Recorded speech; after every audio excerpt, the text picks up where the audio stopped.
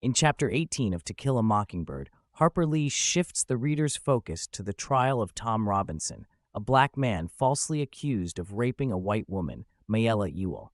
Mayella is called to the stand as the first witness of the day. She's portrayed as a lonely and abused 19-year-old girl living in poverty.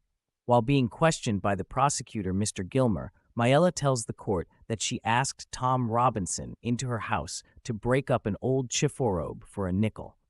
But when she went inside to get it, she alleges that Tom followed her and brutally attacked her, hitting her and choking her while she screamed and fought back.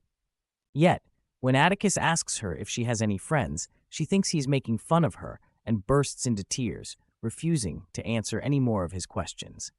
The jury is affected by her show of vulnerability. The prosecutor, Mr. Gilmer, ends his questioning on a softened note, attempting to elicit sympathy for Mayella. However, when Atticus begins his cross-examination, he steadily pokes holes in Mayella's testimony.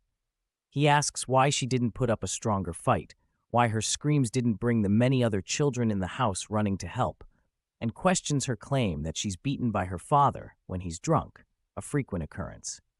Most importantly, Atticus indicates that the injuries on the right side of her face indicate a left-handed assailant, whereas Tom Robinson's left arm got mangled in a cotton gin when he was young and is essentially useless. In contrast, Mayella's father, Bob Ewell, is left-handed. The chapter ends with a cliffhanger as the court adjourns for a 10-minute break following Mayella's damaging testimony. This chapter reveals more about Mayella Ewell, showing her as a pitiable and pathetic figure. The readers see how she's habitually abused and mistreated by her father and how desperate she is for human affection and respect. This chapter also exposes the tenuous case against Tom Robinson, as Atticus continues to point out inconsistencies and illogical parts of Mayella's story. Overall, the chapter continues to reveal the deep-seated racial prejudices present in the society of Macomb County.